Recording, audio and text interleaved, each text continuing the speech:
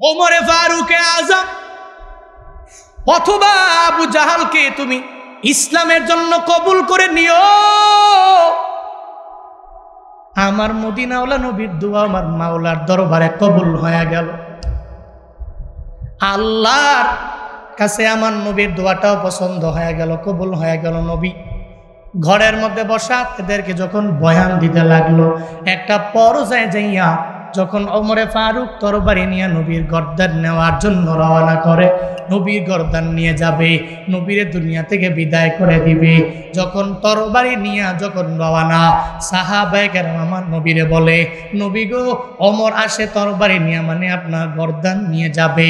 রহমাতুল লিল আলামিন ডেকে বলে, না রে সাহাবীরা, আমি আমার আল্লাহর দরবারে আমার তাহাজ্জুদে আমি দোয়া করেছি, আমার আল্লাহকে আমি বইলা দিয়েছি, রে আল্লাহ, আল্লাহ গো, হয়তো ওমরকে তুমি ইসলামের জন্য কবুল করে নাও, আর না হয় আবু জাহালকে তুমি ইসলামের জন্য কবুল করে নাও, একজনকে তুমি দ্বীনের জন্য কবুল কইরা নিও আল্লাহ। আমি আল্লাহর দরবারে দোয়া করেছি, ও সাহাবায়ে কেরামরা, আমাকে মারার জন্য ওমর আসে না, আমার দরওয়াজা খুলে দাও, এরপরে ওমররে আমার সামনে নিয়ে আসো। দরওয়াজা ওপেন করে দেওয়া হলো। যখন ওমরে ফারুক আমার নবীর দরবারে আসে, ওমরে ফারুক আমার নবীরে দেইকা বলে, ও পয়গম্বর, আমারে আবু জাহাল পাঠাইছে আপনার গর্দান নেওয়ার জন্য, উতবা সাহেবা মুগিরারা এরা পাঠাইছে আপনার গর্দান নেওয়ার জন্য।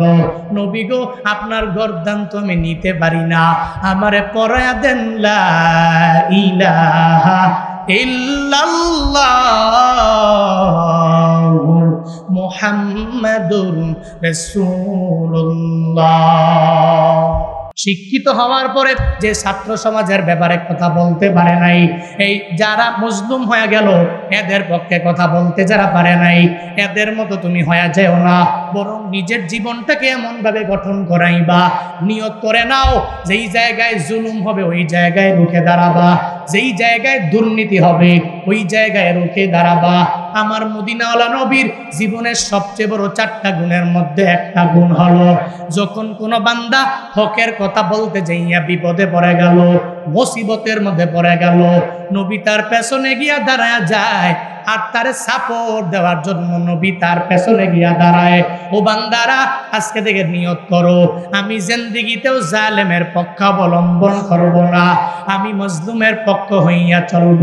আমার জীবনে চলার পথে বিপদ আসতে পারে, মুসিবত আসতে পারে, অনেক অন্যায় না করার পরেও, ন্যায়ের পক্ষে থাকার পরেও মানুষ আমার উপরে জুলুম করতে পারে, নির্যাতনের স্টিম রুলার আমার উপরে চালিয়ে দিতে পারে, আমি চিন্তা করব না, আমার মাওলার উপরে তাওয়াক্কুল করে আগায়া যাব, আল্লাহর উপরে ভরসা করে আমি আগায়া যাব।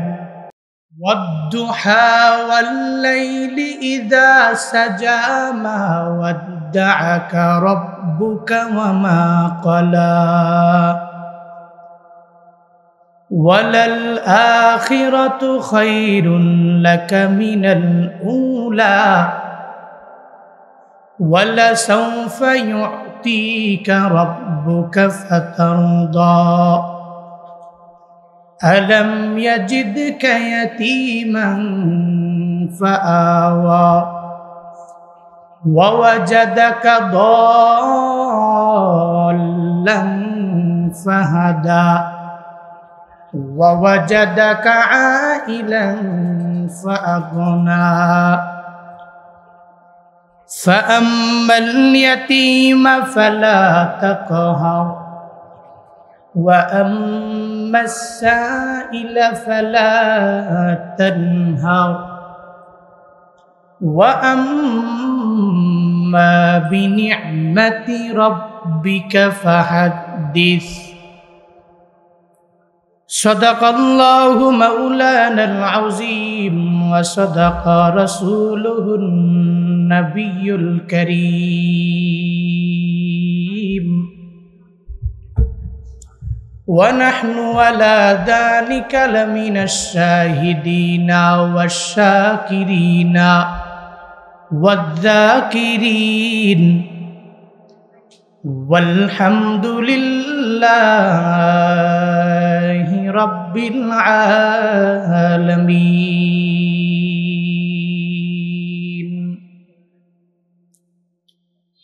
সুবহানাকা লা ইলমা লানা ইল্লা মা আল্লামতানা ইন্নাকা আনতাল আলিমুল হাকীম। রব্বি শরহ লি সাদরি ওয়া ইয়াসসির লি আমরি ওয়াহলুল উকদাতাম মিন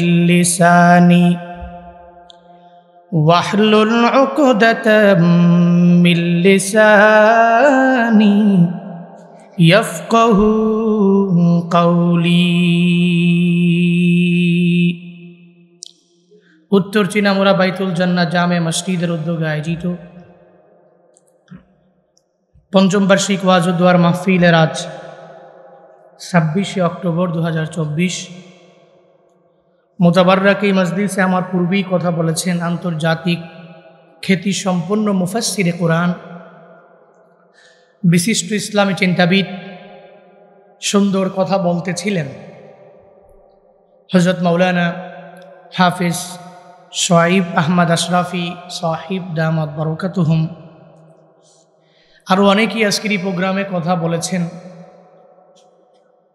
মূলত আমি একবার হালই ছেড়ে দিয়েছিলাম যে প্রোগ্রামে আসবো কি আসবো না। আমি যেই সময়ে বের হয়েছি ওই সময়ে 2 বার ঢাকা থেকে কুমিল্লায় আপ ডাউন করা যায়। আমার নিয়ত ছিল আশরাফি ভাইয়ের আগেই আমার বয়ান দেওয়ার কথা, কিন্তু আশরাফি ভাই বলছিলেন আমার আগেই অনেক বড় একটা জ্যাম পেয়েছে আন্দোলনের কারণে। প্রায় 1 ঘন্টার ওপরে শুধু জ্যাম ম্যাপে দেখাচ্ছে। ম্যাপে যেই জ্যামটা 1 ঘন্টা দেখায় এটা 4 ঘন্টাও কাটিয়ে ওঠা সম্ভব নয়। এরপরেও আমি পুরো দুনিয়া ঘুইরা চিপা দিয়া ম্যাপ দেখা পরে আসছি।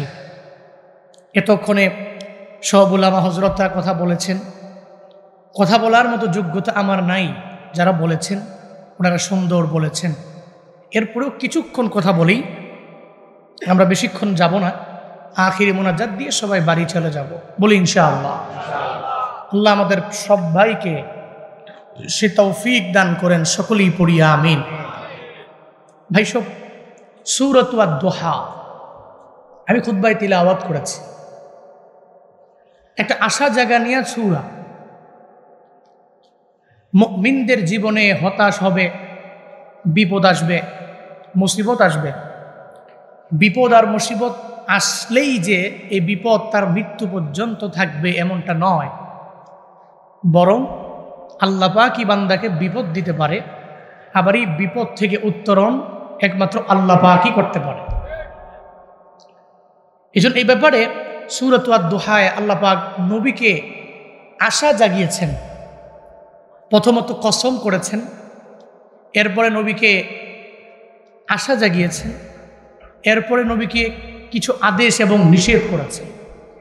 আল্লাহ পাক এই সূরা দুহায় নাজিল করলেন কেন নবীর উপরে, আর নবী কোন সময়টাতে এমন হলো যে নবীকে আশা জাগানোর জন্য আল্লাহ পাক জিব্রাইলের মাধ্যমে সূরাও নাজিল করতে হয়। মাক্কি সূরা যেহেতু, নবীজির মাক্কি জীবন কেমন ছিল এই ব্যাপারে এমন কোনো ব্যক্তি নাই জানে না, সবাই জানে। নবীজির মাক্কি জীবনে নবী আরামে সুন্দর করে রিল্যাক্সে ইসলামের দাওয়াত দিতে পেরেছে এমনটা নয়, বরং মদিনায় যাওয়ার পরে সবাই নবীকে সুন্দর করে বরণ করে নিয়েছে। মক্কাতে প্রথমত নবীর উপরে সূরাত আলাকের প্রথম 5টি আয়াত নাজিল হয়েছিল। এই ব্যাপারে তো জানা আছে নাকি? সবার জানা আছে। সে আয়াতগুলো নাজিল হয়েছে কোন পাহাড়ের গুহায়? হেরা গুহায়, জাবালে নূর। জাবালে নূরের উপরে হেরা গুহা, গারে হেরা যেটাকে বলা হয়, ওখানে নবীজি ধ্যান করতেন। ওই ধ্যানটা করতেন নিজে ধনী হওয়ার জন্য এমনটা নয়, নিজে দামি বাড়ি করার জন্য এমন নয়, কয়েকটা ওটের পালের মালিক হওয়ার জন্য এমন নয়, বকরির পালের মালিক হওয়ার জন্য এমন নয়, বরং নবী ধ্যান করেছেন এই অসভ্য জাতিগুলোকে কিভাবে সভ্য বানানো যায়, অসভ্য জাতিকে কিভাবে সভ্য বানানো যায়।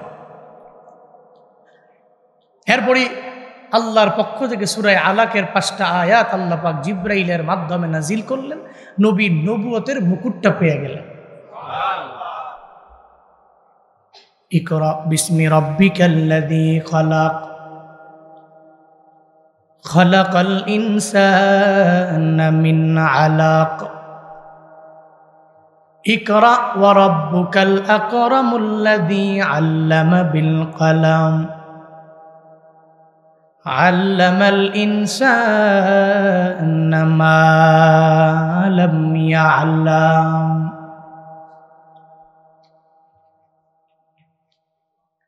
রাহমাতুল লিল আলামিন হেরা গুহার মধ্যে মদিনাওয়ালা নবী ধ্যান করে। জিব্রাইল আল্লাহ পাঠায়া দিলেন, জিব্রাইল জীবনের প্রথম আমার নবীর দরবারে তুমি হাজির হয়ে যাও। জিব্রাইল নবীর দরবারে আসলেন, নবীর জোরে একটা বুকের মধ্যে ছাপ দিলেন, নবীকে বললেন নবী ইকরা, আপনি পড়ুন। নবী সঙ্গে সঙ্গে জানায়া দিলেন মা আনা বিকারি। নবী জানায়া দিলেন আমি পড়তে পারি না। এরপরে নবীকে আবার চাপ দেওয়া হলো, নবী জানায়া দিলেন আমি পড়তে পারি না। আবার মদিনাওয়ালা নবীকে চাপ দেওয়ার পরে নবী আমার জানায়া দিলেন মা আনা বিকারিন, আমি পড়তে পারি না। সূরা আলাকের প্রথম 5টা আয়াত আমার মদিনাওয়ালা নবীর উপরে নাজিল করে দিলেন। নবীরে জানায়া দিলেন পড়েন আপনার ওই প্রভুর নামে, যিনি সুন্দর করে আপনাকে দুনিয়াতে পাঠাইছে। মদিনাওয়ালা নবী নবুয়ত পেয়ে গেলেন। নবুয়তের দামি মুকুটটা যখন রাহমাতুল লিল আলামিনে পরায়া দেওয়া হলো, স্তর বাই স্তর নবীর উপরে নাজিল হতে লাগলো। ইয়া আইয়ুহাল মুজাম্মিল কুমিল লাইলা ইল্লা কালিলা। এরপরে নবীর উপরে নাজিল হয়ে গেল ইয়া আইয়ুহাল মুদ্দাসির কুম ফাআনদির ওয়া রাব্বাকা ফাকাব্বির ওয়া সিয়াবাকা ফাতাহহির। রাহমাতুল লিল আলামিনের উপরে এক এক করে সূরা মুজাম্মিল নাজিল হয়ে গেল। সূরা মুদ্দাসিরের আয়াতগুলো যখন নাজিল হলো, কয়েকদিন পরে হঠাৎ করে নবীর দরবারে জিব্রাইলও আসে না। আল্লাহর পক্ষ থেকে আমার মাওলা জিব্রাইলও নবীর দরবারে পাঠায় না। নবীর মনটা বড় খারাপ। নবী মনে মনে মনে মনে চিন্তা ভাবনা করে, জিব্রাইলের সাথে আমি কি কোনো আচরণ এমন করলাম নাকি জিব্রাইল আমার প্রতি ক্রোধান্বিত হয়ে গেল? আমার আল্লাহ কি আমার প্রতি রাগান্বিত হয়ে গেল কি না? নবীর মনটা যখন খারাপ হয়ে যায়, ওদিকে আবু জাহাল কয় মুহাম্মদ এতদিন নিজে বানায়া বানায়া বলেছে, এখন তার আল্লাহ তারে দেখতে পারে না। এখন আল্লাহ কোনো মাধ্যমে তার কাছে কোনো আয়াত পাঠায় না, কোনো কালাম পাঠায় না, কোনো বাণীও পাঠায় না। এক নম্বরে আমার নবীর মনটা বড় খারাপ। ওদিকে আবার আবু জাহাল, উতবা, সাহেবা, মুগিরা আমার মদিনাওয়ালা নবীর ব্যাপারে যখন বারবার যখন বিভিন্ন জায়গায় বলতে লাগলো মুহাম্মদের আল্লাহ মুহাম্মদের ভুলে গেল, এমন একটা অবস্থা হয়ে গেছে, আমার নবী নিরাশের মতো অবস্থা হয়ে গেছে। আল্লাহ কয় জিবরাইল আমার নবী যাতে নিরাশ না হইয়া যায়, সূরা দোহা উপহার নিয়ে যাও, আমার নবীরে গিয়া জানায়া দাও ওয়াদ-দুহা ওয়াল-লাইলি ইযা সাজা মা ওয়াদ্দাআকা রাব্বুকা ওয়া মা ক্বালা ওয়ালাল আখিরাতু খায়রুল লাকা মিনাল উলা। সূরা দোহা নবীর উপরে নাজিল হয়ে গেল। জিব্রাইল আল্লাহর পক্ষ থেকে সূরা দোহা নাজিল করার মাধ্যমে আল্লাহ নবীরে জানায়া দিলেন নবী আমার চিন্তা করার কোনো দরকার নাই। প্রথমত আল্লাহ সূরা দোহার প্রথম 2 আয়াতের মধ্যে আমার মাওলা কসম কাটলেন। এক নম্বরে ওয়াদ-দুহা, আল্লাহ কসম কাটলেন আলোর কসম। এরপরে আলোর কসম কাটার পরে আল্লাহ পাক জানায়া দিলেন ওয়াল-লাইলি ইযা সাজা, ওই অন্ধকারের কসম যেটা রাতের মধ্যে আমার মাওলা সুন্দর করে অন্ধকার দিয়া দেয় রাতে, ওই অন্ধকারের কসম প্রথমত কাটলেন আমার আল্লাহ পাক আলোর কসম, এরপরে আল্লাহ কাটলেন অন্ধকারের কসম। এক জায়গায় আলো, আবার একই জায়গায় দ্বিতীয় নাম্বার আয়াতের মধ্যে আমার আল্লাহ অন্ধকারের কসম কাইটা আমার নবীরে জানায়া দিলেন। নবী চিন্তা করার প্রয়োজন নাই, নবী টেনশন করার কোনো প্রয়োজন নাই। আলো যখন আসছে অন্ধকার তো অবশ্যই আসবে, আবার অন্ধকারের পরে অবশ্যই নবী আপনার দরবারে আলো চলে আসবে। সব মুফাসসিরিনে কেরাম ঐক্যমত, আমার আল্লাহ দোহার মাধ্যমে মানে আলোর শপথের মাধ্যমে আমার নবীরে বুঝাইতে চাইলেন, নবী আমার যখন ওহী আসলো ওই সময়টা ছিল আলোর সময়, এখন ওহী আসে না, এখন হলো অন্ধকারের সময়। আমার আল্লাহ পাক আমার নবীরে জানায়া দিলেন, আলো আর অন্ধকারের কসম কাটার মাধ্যমে আমার আল্লাহ পাক আমার নবীরে বুঝায়া দিলেন, নবী হে সব সময় আলো ভালো লাগবে না, মাঝে মাঝে অন্ধকারও লাগবে, আবার সব সময় অন্ধকার লাগবে না, মাঝে মাঝে আলোর ব্যবস্থা আমি আল্লাহ করে দেই। আপনারাই বলেন তো, সূর্য যদি 24 ঘন্টায় আমাদেরকে আলো দেয় তাহলে আমাদের কি ভালো লাগবে? ভালো লাগবে নাকি? আবার সূর্য যদি 24 ঘন্টায় ডুবিয়া যায় ভালো লাগবে? এই জন্য 24 ঘন্টার ভিতরে আলো থাকবে, আবার অন্ধকার হয়ে যাবে। রাতের বেলা মানুষগুলো সুন্দর করে দিনের বেলা পরিশ্রম করে ঘুমায়া যাবে, আবার রাতের পরে দিনের বেলা যখন চলে আসবে ওই সময় আমার মাওলা সূর্যকে আদেশ করে, সূর্য তুমি উঠে যাও। এর মানে বোঝা গেল 24 ঘন্টা আলো ভালো লাগে না, আবার 24 ঘন্টা অন্ধকারও কোনো বান্দার ভালো লাগে না। আল্লাহ পাক জানায়া দেয়, ও পয়গম্বর আমার, আমি আল্লাহ আলোর মাধ্যমে আপনাকে জানায়া দিলাম যে ওহী আসলো আলোর মাধ্যমে, আবার বন্ধ হয়ে গেল, অন্ধকার আসলো। আলোর পরে আপনার দরবারে অন্ধকার পছন্দ হওয়া লাগবে, অন্ধকারের পরে আলোর পছন্দ হওয়া লাগবে। যারা সরকারি চাকরি করে দেখবেন এরা কিন্তু টানা 1 সপ্তাহ জব করে না। যারা ব্যাংকার এরা ব্যাংকে চাকরি করে টানা 1 সপ্তাহ ব্যাংকে যায় না। বাংলাদেশে গভর্নমেন্ট জব যারা করে, সারা বিশ্বে যারা গভর্নমেন্ট জব করে এরা টানা 1 সপ্তাহ করে না। 1 সপ্তাহের মধ্যে 2 দিন বন্ধ আছে না নাই? আসেনি? শুক্রবার শনিবার। ব্যাংকে শুক্রবারে গেলে কর্মকর্তা আসবে, শনিবারে গেলে আসবে? আসবে না। এর মানে ওই ব্যক্তিটার 1 সপ্তাহ টানা চাকরি করতে ভালো লাগবে না, বোরিং ফিল করবে, তার ভিতরে এটা ক্লান্তি চলে আসবে। এই জন্যই বান্দাকে 1 সপ্তাহের মধ্যে 2 দিন ছুটি দেওয়া হয়। এই 2 দিন তুমি তোমার নিজের সময় দাও, তোমার পরিবারের সময় দাও, তোমার ব্যক্তিগত লাইফটাকে ব্যক্তিগত জীবনটারে সময় দিয়া দাও, তোমার পারিবারিক জীবনটারে সময় দিয়া দাও। এর মানে বোঝা গেল মাঝে মাঝে মাঝে মাঝে বিরতি দেওয়া লাগে। টানা যারা 4টা পর্যন্ত ক্লাস করে এদেরও মাঝখানে লেইজার আছে না নাই? আসেনি? স্কুল বলো, কলেজ বলো, ভার্সিটি বলো,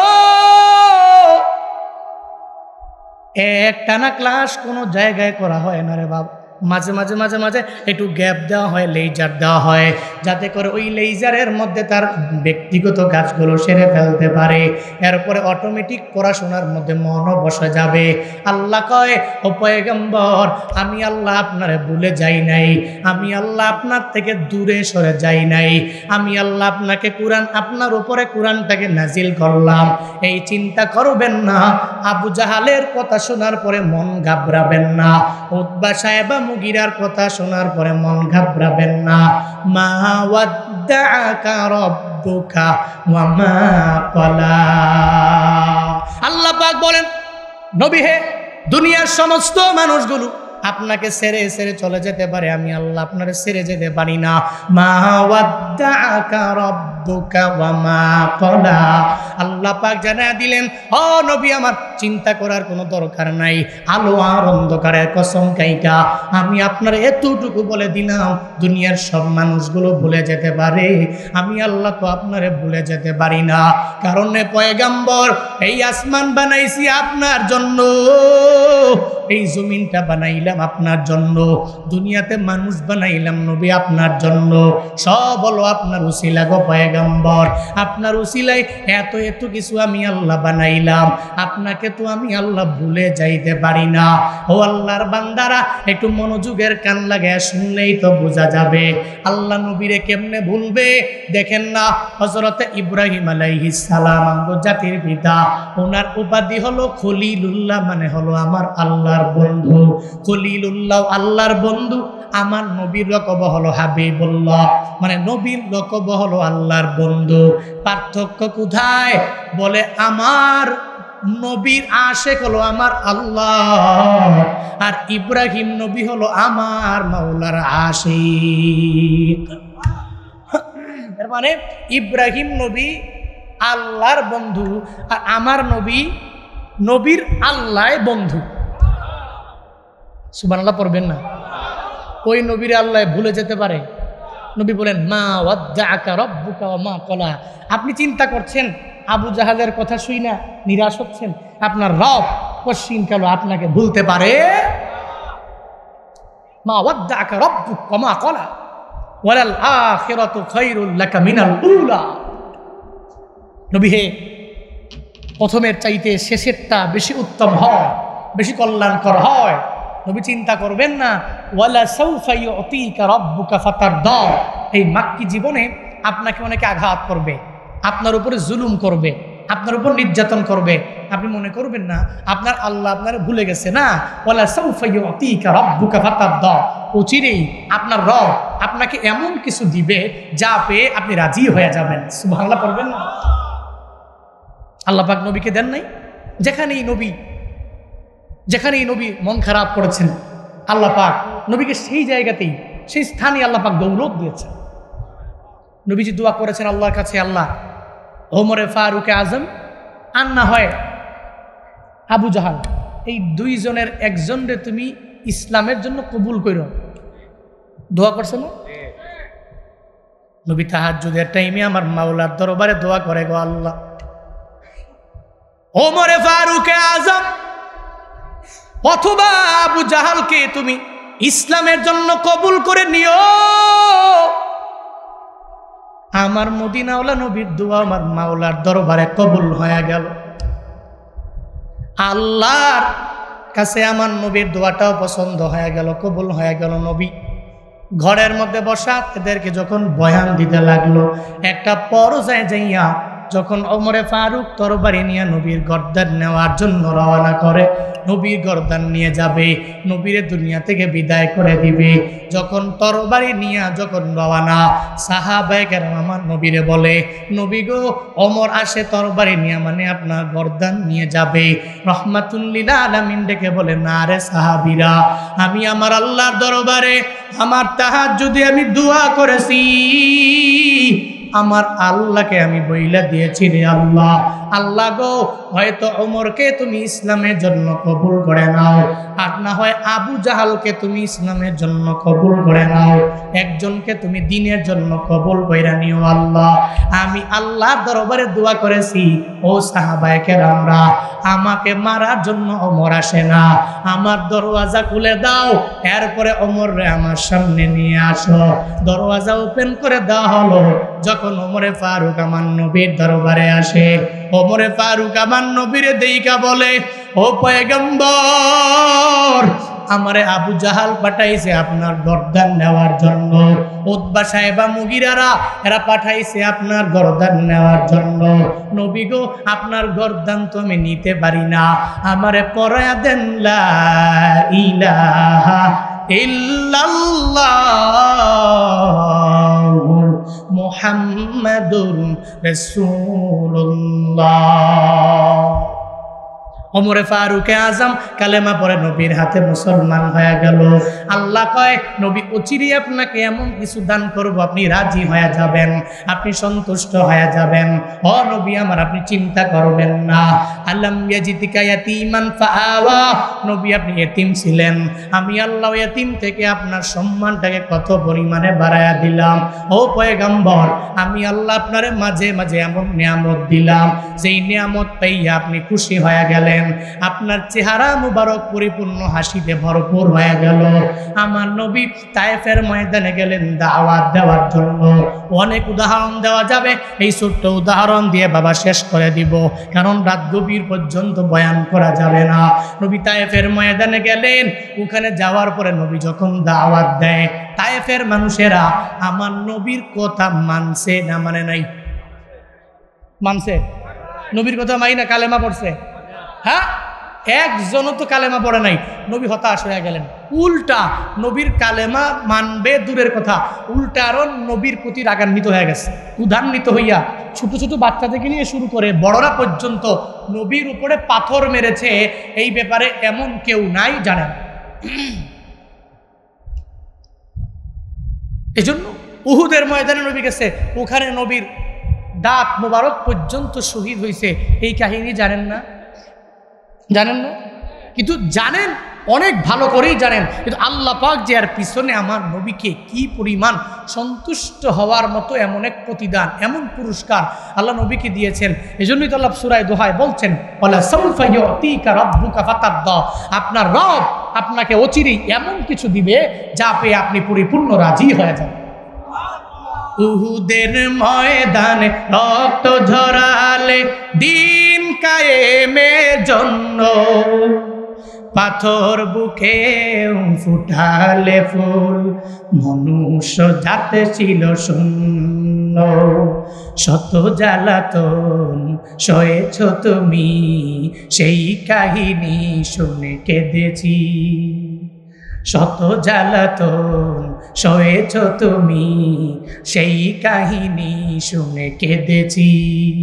মনের এই ক্যানভাসে তোমার ছবি ভাসে, তোমার প্রেমে যেন পড়েছি। মনের এই ক্যানভাসে তোমার ছবি ভাসে, তোমার প্রেমে যেন পড়েছি। আমি দেখিনি তোমায় চোখে তারায়, তবুও তোমায় ভালোবেসেছি। ঠিক কিনা? দেখিনি নবীকে চোখের তারায়, ওই নবীকে স্বপ্ন যুগেও দেখিনি, এরপরেও নবীকে অন্তরের মধ্যে জায়গা দিয়েছে। আল্লাহ নবীকে বলছেন, বলে সাউফা ইউতিকা রাব্বুকা ফাতারদা, আপনার রব আপনাকে এমন কিছু দিবেন এগুলা পেয়ে আপনি পরিপূর্ণ রাজি হয়ে যাবেন। তায়েফের ময়দানে গেলেন, এরা একজনও কালেমা পড়ে নাই। নবী ফজরের নামাজে তিলাওয়াত করছেন, সুমধুর তিলাওয়াত। নামাজ শেষে নবী আল্লাহর কাছে দোয়া করছে, আর আল্লাহকে বলছে, আল্লাহ এতগুলো মানুষকে আমি দাওয়াত দিলাম, এরা তো মানলই না, উল্টা আমার উপরে আঘাত করলো। নবীর মনটা খারাপ হয়ে গেল। আল্লাহ জিব্রাইলে পাঠায়, হ্যাঁ জিব্রাইল, নবীরে যা বলে দাও, আমার নবীরে বলো, চিন্তা করে লাভ নাই। বলে সাউফা ইউতিকা রাব্বুকা ফাতারদা, আপনার রব তো আপনাকে ভুলে যায় নাই। আপনি যেখানেই নিরাশ, আল্লাহ আপনাকে ওই জায়গার ভিতরেই সম্মানিত করবে, আপনাকে এমন কিছু শোনাবে, আপনার পুরাটা চেহারা মুবারক হাসিতে ভরপুর হয়ে যাবে। জিব্রাইল পাঠায় আল্লাহ পাক নবীরে জানায়া দিলেন। তায়েফের ময়দানে গিয়েছেন, একজন মানুষ হয়তো মুসলমান হতে পারে নাই, কিন্তু আপনার ফজরের নামাজের কোরআন তিলাওয়াত শুনেছে একদল জিন, যারা ইসলাম ধর্ম কবুল করে নাই। ওই জিনেরা আপনার কোরআন তিলাওয়াত শুনে সঙ্গে সঙ্গে এরা বলেছে, আমান্না বিল্লাহ, আমরা প্রত্যেকে এই যেই ব্যক্তিটা কোরআন তিলাওয়াত করছে যার আল্লাহর নামে, ওই আল্লাহর উপরে বিশ্বাস স্থাপন করে ঈমান আনলাম। নবী কয়, আপনি ওয়ালা সাউফা ইউতিকা রাব্বুকা ফাতারদা, আপনার রব আপনাকে দিচ্ছে, আপনি রাজি হয়ে যাচ্ছেন। এই যে এতক্ষণ নিরাশ ছিলেন, একটা মানুষ আপনার হাতে কালেমা পড়ে মুসলমান হয় নাই, নবী আপনার তিলাওয়াত শুনে একদল জিন কালেমা পড়ে মুসলমান হয়ে গেছে। এজন্য নিরাশ হতে নাই। মুমিন কশিন খেলে হতাশ হতে পারে না, মুমিন নিরাশ হতে পারে না। মুমিন কার উপরে তাওয়াক্কুল করে? একজনের উপর তাওয়াক্কুল করে চলে, তিনি কে? এই জন্য আমরা আজকে থেকে নিয়ত করি, আল্লাহর উপরে তাওয়াক্কুল করে চলবো। রাজি আছি তো ইনশাআল্লাহ? আল্লাহ পাক আমাদের সবাইকে সে তৌফিক দান করেন। আলাম ইয়াজিদকা ইয়াতীমান ফাআওয়া, নবীজিকে বললেন, আমি কি আপনাকে এতিম অবস্থায় পাই নাই? এতিম থেকে কি আমি আল্লাহ আপনাকে সম্মানের সর্বোচ্চ শিখরে পৌঁছে দেইনি? আলাম ইয়াজিদকা ইয়াতীমান ফাআওয়া ওয়া ওয়াজাদাকা দাল্লান ফাহাদা, নবী হে, আপনি পথ হারা ছিলেন, আমি আপনাকে পথ দেখিয়ে এত সম্মানিত করেছি। ওয়া ওয়াজাদাকা আইলান আগনা, আপনি দুর্বল ছিলেন, নবীজির শানে অনেক কথা বলাও যায় না। আল্লাহ পাক বলেছেন, আমি আপনি কি ছিলেন, আপনাকে সম্মান এত এত এত পরিমাণে আমি আল্লাহ পাক দিয়া দিলাম। সো ফাআম্মাল ইয়াতীমা ফালা তাকহার, নবী হে, কোনোদিন এতিমকে ধমক দিবেন না। আপনি এতিম ছিলেন, আপনি এতিমকে ধমক দিবেন না। ও আম্মা সাইলা ফালা তানহার, ভিখারি, এই ভিখারিকে ধমক দেওয়া যাবে? কথা বলে না কেন? ধমক দেওয়া যাবে? কশ্চিন কারো ভিখারিকে ধমক দিবেন না, এটাকে তাড়িয়ে দিবেন না। হ্যাঁ, ভিখারি যদি সিটার হয়, ও যদি প্রতারক হয়, তাহলে আপনি তাকে সুন্দর করে বলতে পারেন, আপনি সুস্থভাবে চলতে পারছেন, ভালোভাবে খাইতে পারছেন, চাইলেই কাজকর্ম করে খাইতে পারেন। ভাই আপনাকে রিকোয়েস্ট করি আজকে থেকে আর ভিক্ষাবৃত্তি কইরেন না, এতটুকু আপনার বলার হক আছে, অধিকার আছে। কিন্তু একজন ভিখারিকে দেখলেন, খালি দেখাই মনে করলেন যে সব মনে হয় ভিখারি ব্যবসা আর ভিক্ষাবৃত্তি করে না। একজনে দোষ করে 10-এ পয়রা মনে, বুঝেন নাই? 1, 2 জন, 5 জন, 6 জন, 10 জন দোষ করে, বাকি সব আর দোষ হয়। এই জন্য এটা করা যাবে না, ভিখারিকে ধমক দেওয়া যাবে না। নিষেধ করেছে জুনায়েদ আল হাবিব, নাকি জোরে বলেন নাকি? ওয়া আম্মা সাইলা ফালা তানহার ওয়া আম্মা বিনি'মাতি রাব্বিকা ফাহাদ্দিস। আপনার রবের নিয়ামতের কথা, অনুগ্রহের কথা আপনি মানুষকে বর্ণনা করেন। আপনার রব আপনাকে কত নিয়ামত দিয়েছেন, আপনার রব আপনার প্রতি কি পরিমাণে অনুগ্রহ করেছেন, আপনি এগুলো মানুষকে বলেন। আপনি কি ছিলেন, আল্লাহ পাক আপনার সম্মান, আপনার মর্যাদা এত পরিমাণে বুলন্দ করে দিয়েছেন। ইযা জাআ নাসরুল্লাহি ওয়াল ফাত ورأيت الناس يدخلون في دين الله أفواجا فسبح بحمد ربك واستغفر إنه كان توابا। নবী হে কি ছিলেন, আল্লাহ কি দিলেন? ইযা জাআ নাসরুল্লাহি ওয়াল ফাত, যখন আপনার কাছে নাসরুল্লাহ, আল্লাহ তাআলার পক্ষ থেকে সাহায্য আর বিজয়, যখন মক্কা বিজয় আসলো, তখন তো আপনি দেখছেন যে মানুষগুলো দলে দলে দলে দলে সব আপনার হাতে কালিমা পড়ে মুসলমান হয়ে যাচ্ছে, আপনার হাতে কালিমা পড়ে মুসলমান হয়ে যাবে। এই জন্য নবী চিন্তা নাই, আপনার রব যে আপনার প্রতি এতগুলো অনুগ্রহ করলেন, আপনি যেখানেই নিরাশ হলেন আল্লাহ আপনার ফিরালেন না, আল্লাহ আপনার সম্মান বাড়ায়া দিলেন। আপনি খুশি হওয়ার মতো আল্লাহ পাক জিবরাইলের মাধ্যমে এই কাজটা ঘটালেন। এই জন্য আল্লাহ পাক নবীকে বলেন এই নিয়ামতের কথা, এই অনুগ্রহের কথা আপনি মানুষকে হাদিস, আপনি মানুষগুলোকে বলেন, মানুষগুলোকে বর্ণনা করেন। এই জন্য আজকে থেকে নিয়ত করি আমরা, আলো যেখানে আছে ওখানে অন্ধকার আসবে, আবার অন্ধকার পরেই আলো আসবে। এক সময়ে এদেশে সুন্দর করে কথা বলা যেত না, বললেও আগে থেকে অনেক নিয়ম টিয়ম মাইনা এরপরে বলতে হতো। এখন কথা বলতে গেলে আর কোনো ভয় আছে? মানুষের বাক স্বাধীনতা ফিরে পায় নাই? ফিরে পেয়েছে, চলছে, এগুলো বলতে পারবে। দ্রব্যমূল্যের দাম যদি ঊর্ধ্বগতি হয় এ ব্যাপারে মানুষ এখন বলতে পারবে, মুখ খুলে বলতে পারে। এই জন্য চিন্তার কোনো কারণ নাই।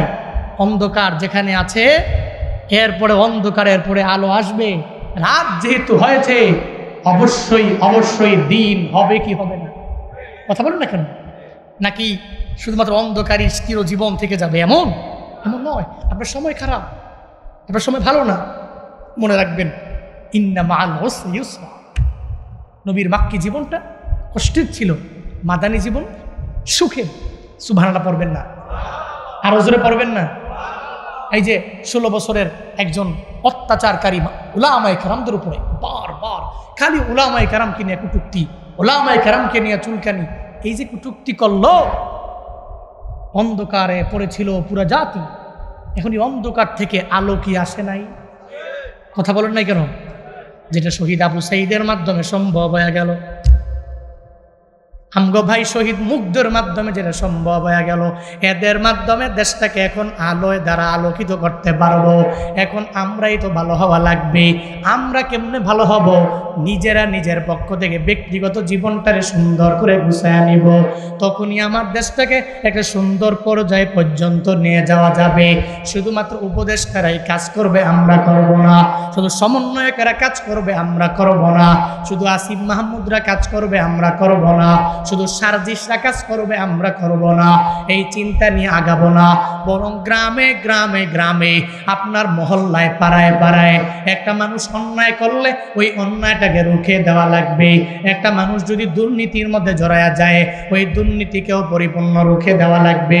একটা মানুষ যদি আর একটা মানুষের উপর জুলুম করে, ওইটা পরিপূর্ণ রুখে দেওয়া লাগবে। তবে সাবধান, আগের জামানার ওই জালেমের মতো আচরণ করা যাবে না। যদি জালেমের মতো আচরণ অন্য কোনো নেতাও যদি আরম্ভ করে দেয়, উনি হুজুর হোক, মুজুর হোক, আলেম হোক, আওম হোক, যাই হোক না কেন, আল্লাহ কয় সময়ে তো আমি আল্লাহর নিজের, আলোর পরে অন্ধকার, আবার অন্ধকারের পরে আলো। এক মাঘে শীত যায় না। তুমি যদি মনে করো এক মাঘে শীত চলে যাবে আর মাঘ মাসও আসবে না আর শীতও আসবে না, তাহলে বোকার রাজ্যে বসবাস বিশ্বাস করা ছাড়া উপায় নাই, ঠিক কিনা? সবার মনের মধ্যে চিন্তা চলে আসবে, কশিনকালেও কোনো অন্যায় করব না, মানুষের উপর জুলুম করব না, মানুষের উপর দুর্নীতি করব না, বরং আমার জীবনটারে এমনভাবে আমি গঠন করে আনিব, মানুষ আমারে দেখলেই ভালো বলবে, আমার জীবনটা এমনভাবে গঠন হবে আমার মরণের পরে, যাতে করে মানুষ একটু চোখের পানি ফালাইয়া আমার জন্য দোয়া করে, আল্লাহর দরবারে যাতে করে একটু দোয়া কইরা দেয়। ও আল্লাহর বান্দারা, ও দাউদকান্দির চীনা মুরার মুসলমানেরা, আজকের এই মাহফিল থেকে তালিম নিয়ে বাড়ি যাব, জীবনটার এমনভাবে গঠন করব আমার মরণের পরে যাতে করে কেউ আলহামদুলিল্লাহ না বলে।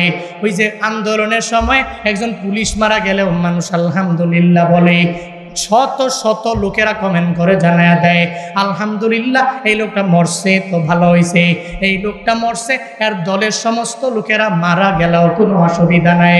শেরপুর 2 আসনের একজন মতিয়া চৌধুরী এমপি যে মারা গেল, ওই মতিয়া চৌধুরী মারা যাওয়ার পরে মানুষ কিভাবে কমেন্টে আইসা আইসা আলহামদুলিল্লাহ পড়ে, আবার কয় এই মহিলাটা যাতে করে আমার আল্লাহ জান্নাতে না দেয়, যাতে করে জাহান্নামের কি তারে পর্যন্ত বানায়া দেয়।